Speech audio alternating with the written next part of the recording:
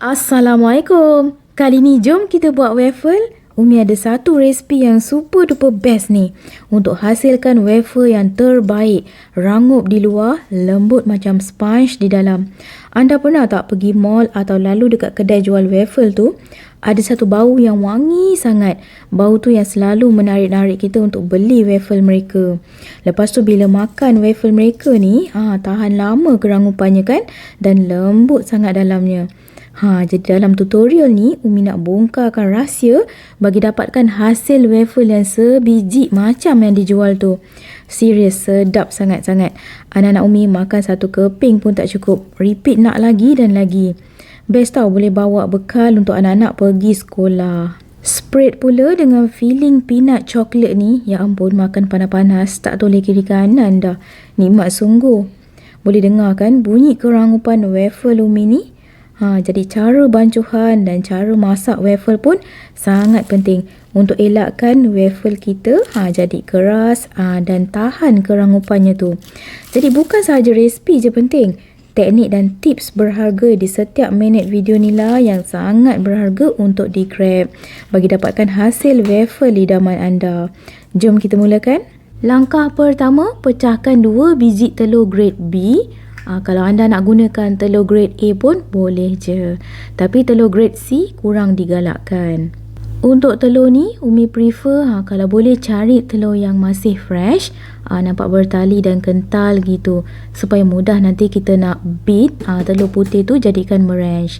Kita akan beat telur ni asing, secara berasingan kita bancuhnya. Nanti Umi akan tunjukkan satu persatu. Dah siap asingkan bahagian putih dan kuning telur tersebut. Bahagian putih telur tu boleh masukkan dahulu dalam chiller.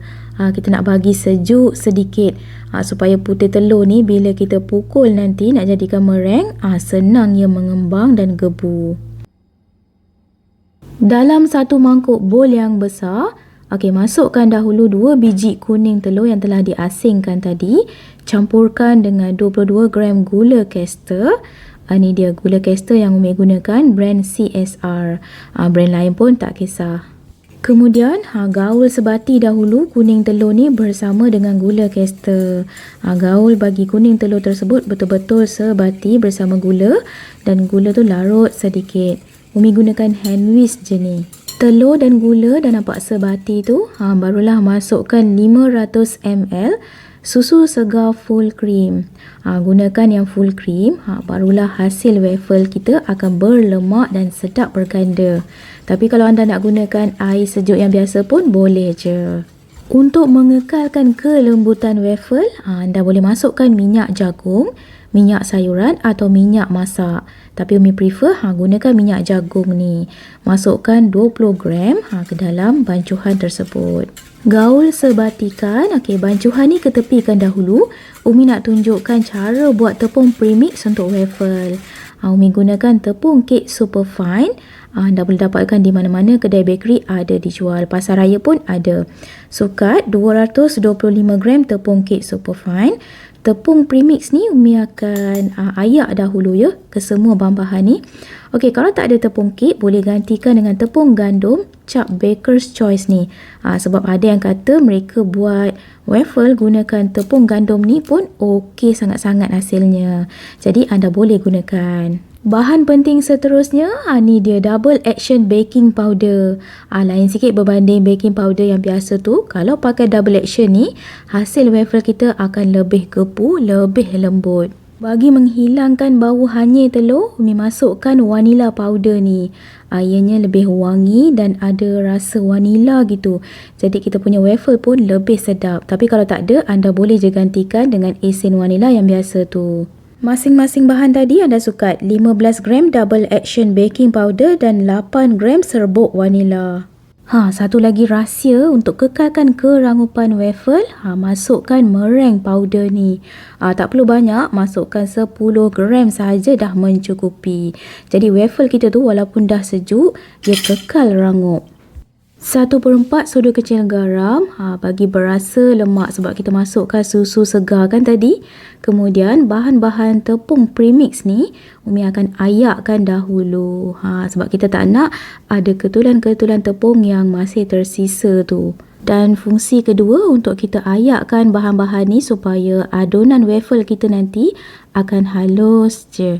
Best tau bila kita dapat buat tepung premix untuk waffle ni. Boleh masukkan dalam botol ataupun boleh masukkan dalam packaging yang ada ziplock bag tu. Jadi bila-bila nak buat waffle, tepung premix dah ada. Tinggal kita nak bancuh adunan cecair je. Tepung premix dah siap diayak, masukkan bancuhan cecair yang telah kita siapkan awal-awal tadi tu.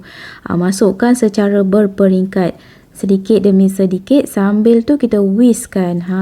Bagi adunan tepung tu tak terlalu berketul sangat. Untuk sukatan adunan waffle yang Umi buat ni boleh menghasilkan lebih kurang 5 ke 6 biji waffle.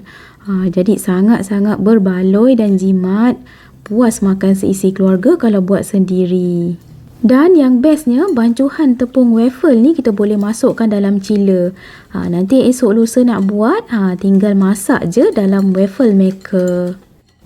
Dan ni dia bahan yang paling-paling penting yang Umi cakap tadi. Bila lalu je kat kedai waffle tu, macam rasa ada bau-bau yang wangi sangat tu kan, yang menarik-narik anda untuk membeli. Ni dia bahan yang mereka masukkan. Coconut milk flavor, ataupun kalau pergi kat kedai bakery tu boleh dapatkan coconut milk Imalco. Lebih kurang lah, masukkan setengah sudu kecil je, dah mencukupi. Dia akan memberi bau wangi yang memang semerbak sangat lah. Dia macam bau coconut, bau macam susu-susu gitu. Wangi sangat-sangat bau dia. Jadi anda masukkan sedikit sahaja, gaul bagi sebati. Dah siap gaul sebati, kemudian tapiskan semula. Tapiskan sekali lagi untuk elakkan ada ketulan-ketulan tepung yang masih tersisa tu. Bila dah dicampur dengan cecair tadi, susah sikit adunan tepung tu nak betul-betul sebati kan. Nampak tu masih ada lagi ketulan-ketulan kecil tu. Kita tak nak, jadi kena tapiskan supaya kita dapat hasil waffle yang licin. Mulus je, nanti bila kita makan pun nanti halus je rasa. Ketepikan dahulu adunan ni untuk kita siapkan merenchnya pula. Siapkan satu mangkuk bowl. Putih telur yang kita dah sejukkan tadi masukkan dalam bowl tersebut. Kemudian Umi gunakan whisk je. Pukul sampailah putih telur ni menjadi merench yang gebu, kental dan bertanduk. Kalau anda nak gunakan mixer pun boleh, tapi Umi pakai whisk tak lama pun, sekejap je dah bertanduk. Pukul je sampailah adunan putih telur ni betul-betul gebu, bertanduk, lebih kurang macam soft peak gitu. Kita boleh nampak ia bertanduk gitu. Bila Umi angkat whisk tu, nampak tu dia agak bertanduk sedikit tu. Kira okey dah kental ni. Okey, dah siap dah meringue kita. Kemudian meringue tu kita masukkan berperingkat, sedikit demi sedikit dalam adunan yang telah kita siapkan tu. Gaul sebatikan. Kenapa kita buat macam ni? Untuk dapat hasil waffle yang lebih gebu, lebih lembut. Gebu dia tu lain tau bila kita buat teknik macam ni. Masukkan meringue tersebut sedikit demi sedikit. Sambil tu kita whiskkan, gaul sebatikan meringue dalam adunan waffle tersebut. Sampailah meringue tu habis. Berbeza sangat tau kalau anda lakukan teknik macam ni untuk buat waffle. Hasilnya nanti waffle anda akan lebih gebu, lebih lembut dan spongy sangat. Bila kita dah koyakkan tu, kita picit-picit waffle tu kan, macam sponge je rasanya. Lembut sangat. Meringue dah nampak sebati bersama adunan tu. Kira-kira siap dah ni adunan waffle kita. Nampak tu hasilnya. Nampak pekat sedikit kan. Bau pun semerbak je. Belum bakar lagi ni. Adunan waffle ni kita akan peram sekejap. Rehatkan selama lebih kurang 10 minit. Bagi baking powder tadi tu bertindak balas. Bagi gebu sikit bila kita bakar nanti. Kemudian pada masa yang sama, panaskan dahulu waffle maker selama 10 minit sebelum kita mula bakar waffle. Setelah 10 minit, waffle maker tu dah betul-betul panas, barulah kita mula bakar waffle ni. Sendukkan, masukkan ke dalam acuan waffle tersebut. Isikan biar penuh acuan tu ya. Biar menutupi setiap ruang yang ada tu. Supaya lepas kita bakar nanti cantik je waffle kita. Selepas masukkan je adunan, jangan terus ditutup.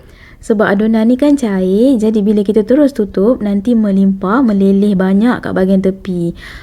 Takut nanti dia punya waffle tu dah kurang sukatannya kan. Biarkan timbul gelembung-gelembung kat bahagian atas adunan tu, barulah ditutup. Dah tutup waffle maker ni, kita biarkan je. Waffle maker ni buat kerjanya. Biar dia masak waffle kita ni hinggalah rangup dan keperangan. Dah siap masak, jangan risau. Ia akan bertukar warna dari merah ke hijau. Dah berwarna hijau tu, tu nampak tu. Maknanya waffle kita dah siap masak. Siap je masak, lebih kurang 1 minit gitu. Baru kita buka waffle maker ni. Masya Allah. Tengok tu hasil waffle Umi. Nampak rangup sangat-sangat kan. Okey, masih panas-panas lagi ni. Kita letak fillingnya. Bila letak panas-panas ni, filling tu akan cair kan. Makan panas-panas sedap ni. Biasa kita nampak kalau dekat kedai waffle tu, lepas siap bakar je mereka akan kibas-kibas gitu kan. Umi pun tak tahu kenapa. Sajalah buat.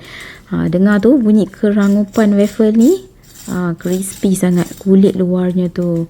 Panas-panas lagi tu, letaklah filling apa-apa yang anda suka. Macam Umi letak peanut chocolates, nak letak filling strawberry ke, kaya ke, apa-apa filling yang anda sukalah.